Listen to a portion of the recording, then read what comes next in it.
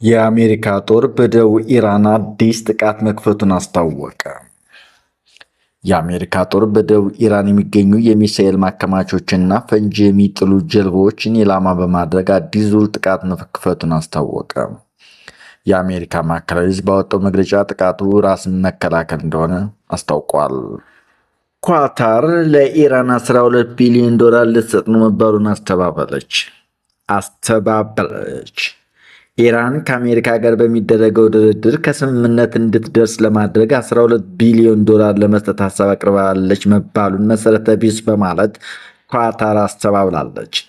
የኳታር የውጭ ጉዳይ ሚኒስትር ማጂድ አልአንሳሪ በኤክስ የሶሻል ሚዲያ መድረክ ላይ ባሰፈሩት ጽሑፍ የሀገራቸው ዲፕሎማሲያዊ ሚና በግልጽ የሚታወቅ መሆኑን በመጥቀስ የወጡ ዘገቦች ያላትን ታማኝ ዓለም አቀፍ የሰላም ጥረቶች አመቻችተን የሚያጠላሽ ነው ብለዋል። ይህ የሚኒስትሩ አስተያየት የተሰማው በርካታ ከፍተኛ የኢራን ባለስልጣናት ከአሜሪካ ጋር የሚደረገውን ድርድር ለመቋጨት በሚደረገው ጥረት ውስጥ ኳታርን እየጎበኙ ባለበት ጊዜ ነው። ኢራን ከአሜሪካ ጋር በሚደረገው ድርድር በኳታር ያለውን ጨምሮ በውጭ ሀገራት እንዳይንቀሳቀስ የታገደባት ሀብቷ እንዲለቀቅ እየጠየቀች ነው። ዘገባዎች እንደሚያመለክቱት ሀገሪቱ በኳታር ውስጥ $12 ቢሊዮን የሚሆን ገንዘብ ታግዶባታል። በኒውክሌር መርሃ ግብሯ ምክንያት ከምዕራባውያን በተለይም ከአሜሪካ ጋር በገባችው ሰጣ ገባ ተደራራቢ ዕቀባ የተጣለባት ኢራን ባለፈው የካቲት ወር በአሜሪካና በእስራኤል በተከፈተባት ጥቃት ጦርነት ውስጥ ገብታለች።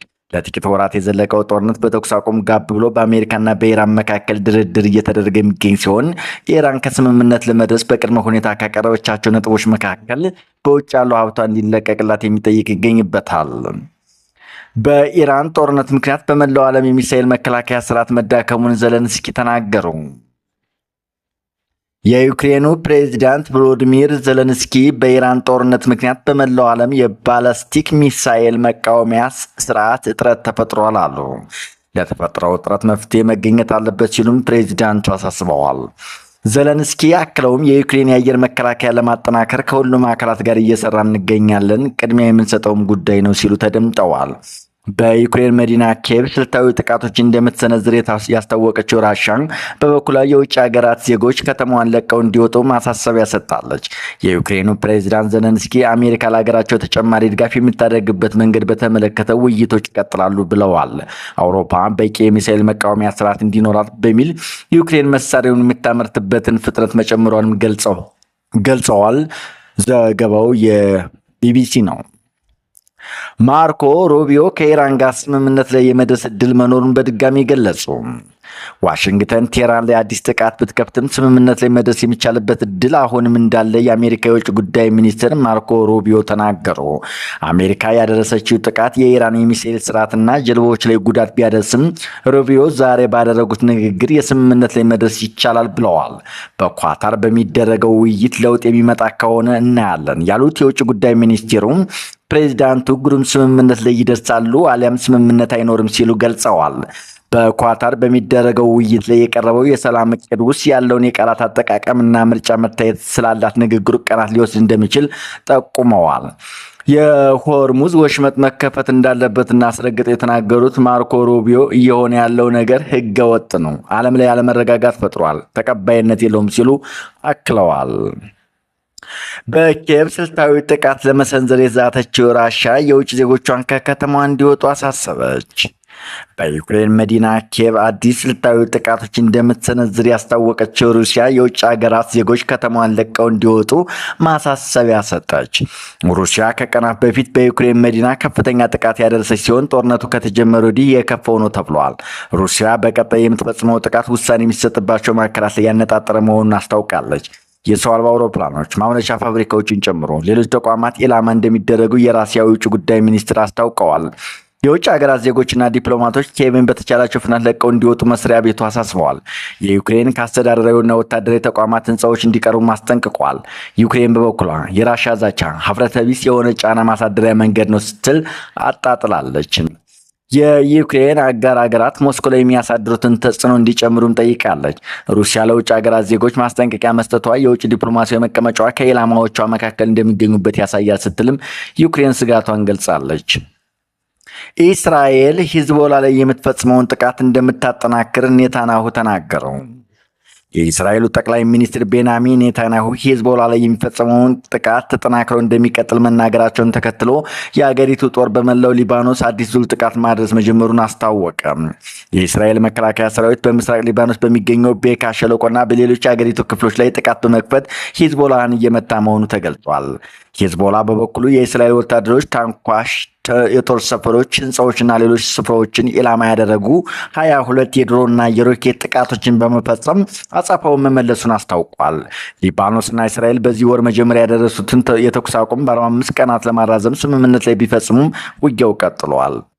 ኔታንያሁ ሰኞ ምሽት በቪዲዮ ባስተላለፉት መልእክት እስራኤል ከሂዝቦላ ጋር ጦርነት ላይ እንደሆኑ ተናግረዋል። ሰራዊቱ አድቃቂ ሞት እንደሚፈጸም ማዛቸውን ገልጸዋል።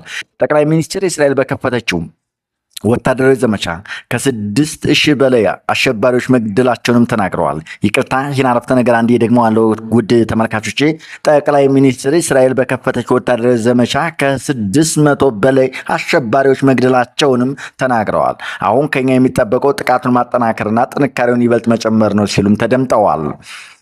ቤዛልስ ስሞትሪች እና ኢታማር ቤን ጊቨር የተባሉ ሁለቱ ቀኝ አክራሪ የእስራኤል ሚኒስትሮች ሊባኖስ ውስጥ የሚካሄደውን ጨምሮ የጦር ወታደራዊ ዘመቻ እንዲስፋፋም ጠይቀዋል። ሰኞ ዕለት ድሮኖችና ሮኬቶችን በመጠቀም በደቡብ ሊባኖስ እንዲሁም በሰሜን እስራኤል የሚገኙ ስፍራዎችን ማጥቃት የገለጸው ሂዝቦላ እርምጃውን የወሰደው በእስራኤል የተኩስ አቁም ጥሰት ምክንያት እንደሆነም ተናግረዋል። ይፋዊ የዲፕሎማሲ ግንኙነት የሌላቸው ሊባኖስና እስራኤል በሚቀጥለው ሳምንት ዋሽንግተን ውስጥ ተጨማሪ ድርድር ለማድረግ ቀጠሮ ይዘዋል። የሊባኖስ ፕሬዝዳንት ጆሴፍ ኦውን የእስራኤል ጦር ከደቡብ ሊባኖስ ሙሉ በሙሉ እንዲወጣም ጠይቀዋል። የአሜሪካ ጦር በደቡብ ኢራን አዲስ ጥቃት መክፈቱን አስታወቀ። የአሜሪካ ጦር በደቡብ ኢራን የሚገኙ የሚሳኤል ማከማቻዎችና ፈንጂ የሚጥሉ ጀልባዎችን ኢላማ በማድረግ አዲስ ዙር ጥቃት መክፈቱን አስታወቀ። የአሜሪካ ማዕከላዊ ዕዝ ባወጣው መግለጫ ጥቃቱ ራስን መከላከል እንደሆነ አስታውቋል። ዓላማውም በኢራን ኃይሎች ስጋት የተጋረጠባቸውን ወታደሮች መከላከል ነውም ብለዋል። የማዕከላዊ ዕዙ ቃል አቀባይ ካፒቴን ቲም ሃውኪንስ የአሜሪካ ጦር በተኩስ አቁሙ መሰረት ብታቀብም ወታደሮች ይከላከላል ብለዋል። የኢራን የውጭ ጉዳይ ሚኒስትር ቃል አቀባይ ኢስማኤል ባጊ ከአሜሪካ ጋር የሚደረገውን ድርድር መሻሻል ቢያሳይም ግጭቱ የሚያስቆም ስምምነት ላይ በቅርብ ጊዜ እንደማይደርስ መግለጻቸውን ይታወሳል። የአሜሪካ ማዕከላዊ ዕዝ ቃል አቀባይ እንደተናገሩት እንደ አዲስ የተከፈተው ጥቃት የተፈጸመው በደቡባዊ የኢራን ግዛት የሚገኘውም ባንደር አባስ የወደብ ከተማ ላይ ነው። የወደብ ከተማዋ በሆርሙዝ ወሽመጥ የሚገኘውን የኢራን ባህር ኃይል መቀመጫ መሆኗን የኒውዮርክ ታይምስ ዘገባ ይጠይቃል።